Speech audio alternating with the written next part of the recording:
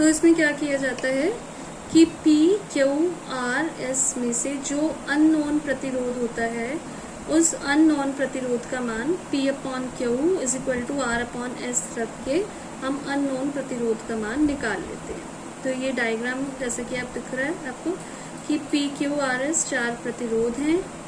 B और D जो विकर्ण है इसके बीच में हमने धारामापी लगा दी और एक कुंजी लगा दी, और A और C जो विकर्ण है इसके बीच में एक सेल और एक कुंजी लगा दी। सबसे पहले हम क्या करते हैं, ये K1 वाली कुंजी को दबाते हैं। दबाने का मतलब क्या है कि यहाँ जैसे ही मिलेगी ये वाला सर्किट पूरा हो जाएगा। पूरा होने पर क्या होगा, इसमें धारा प्रवाहित होनी शुरू हो जाएगी। धारा नेगेटिव से पॉजिटिव की तरफ चलती है, तो ये इसकी डायरेक्शन। अब जैसे ही यहाँ पर ये A बिंदु पर पहुंचेगी, इस बिंदु पर पहुंचने पर धारा दो भागों में डिवाइड हो जाएगी, एक तो ऊपर I1 और एक नीचे I2। ठीक है, तो जो I1 है वो किस तरफ जाएगी, AB की तरफ, और जो I2 है वो किस तरफ जाएगी, AD की तरफ। अब हम क्या करते हैं कि जो PQRS है इसको इस तरीके से बैलेंस करते हैं कि जब हम ये K2 दबाएं, ये वाली कुंजी को बंद करें, तो ये वाला सर्किट भी पूरा होगा। तो ये जो धारा मापी है इसमें कोई विक्षेप ना आए। इसका मतलब क्या हुआ, कोई विक्षेप नहीं आने का मतलब क्या है कि ये जो BD है इसमें कोई धारा नहीं बह रही, क्योंकि धारा अगर बहेगी तो धारा मापी में विक्षेप आएगा। तो इस तरीके से हमें इसे बैलेंस करना होता है कि यहाँ पर धारा ना बहे। तो धारा यहाँ पर ना बहने का मतलब क्या है कि यहाँ पर जो धारा I1 है वही धारा यहाँ पर पहुंचेगी I1 बन के, मतलब AB में जो धारा I1 है वही धारा BC में जाएगी। इसी तरीके से AD में जो धारा I2 है वही धारा DC में भी जाएगी I2 में। ठीक है, तो अब जैसे किरचॉफ का जो दूसरा नियम है वो हम लगाएंगे। पहले कौन से वाले पाश में लगाएंगे, A, B, D, A में। तो यहाँ पर I1 P, और ये क्योंकि डायरेक्शन उल्टी है तो यहाँ पर क्या लगेगा, माइनस I2 R, और यहाँ पर तो कोई विक्षेप है ही नहीं, तो I1 P minus I2 R is equal to 0।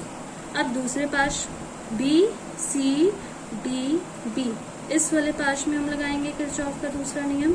तो क्या होगा, I1 Q minus I2 S is equal to 0। दोनों इक्वेशन को जब हम डिवाइड करेंगे, यहाँ पर I1 I1 आएगा, कट जाएगा, यहाँ I2 I2 आएगा, कट जाएगा, तो रह क्या जाएगा, P upon Q is equal to R upon S। तो इसमें से हमें जो भी अज्ञात प्रतिरोध होगा हमारे पास, सपोज S है, तो S का प्रतिरोध हम निकाल सकते हैं। तो इसीलिए अगर सपोज S है हमारे पास अज्ञात, तो जो P और Q भुजा होंगी, ये दोनों भुजाएं, इनको हम क्या बोलेंगे, अनुपाती भुजाएं। इसी तरीके से जो सेतु की BD और AC भुजाएं हैं, BD और AC, इनको बोला जाता है संयुग्मी भुजाएं। ऐसा इसलिए बोला जाता है कि अगर सेतु संतुलित है, संतुलित होने का मतलब क्या है कि धारा मापी में कोई विक्षेप नहीं हुआ। तो अगर हम धारा मापी की और सेल की जगह चेंज कर दें, इस जगह सेल ले आए, इस जगह धारा मापी ले आए, तब भी जो सेतु है वो संतुलित ही रहेगा। तो फिर इसलिए AC विकर्ण और ये वाला विकर्ण BD, इसको बोला जाता है संयुग्मी भुजाएं। क्योंकि अगर सेतु संतुलित अवस्था में है तो धारा मापी और सेल की पोजीशन चेंज करने पर कोई प्रभाव नहीं पड़ता। अब ये जो व्हीटस्टोन सेतु है, इसके जो उपयोग हैं, इसको दो उपकरण इसके से बनाए गए हैं, इसके सिद्धांत को यूज करके।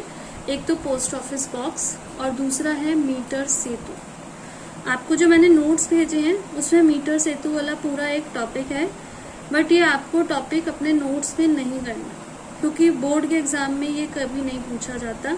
इससे रिलेटेड आपको प्रैक्टिकल करना है, वो जब लैब्स खुलेंगी तब आपको प्रैक्टिकल कराया जाएगा, तो ये आपको नहीं करना। एक बार जब आप प्रैक्टिकल करेंगे तब इसको रीड कर लीजिएगा, ठीक है। फिर उससे नेक्स्ट जो टॉपिक है वो है धारा नियंत्रक।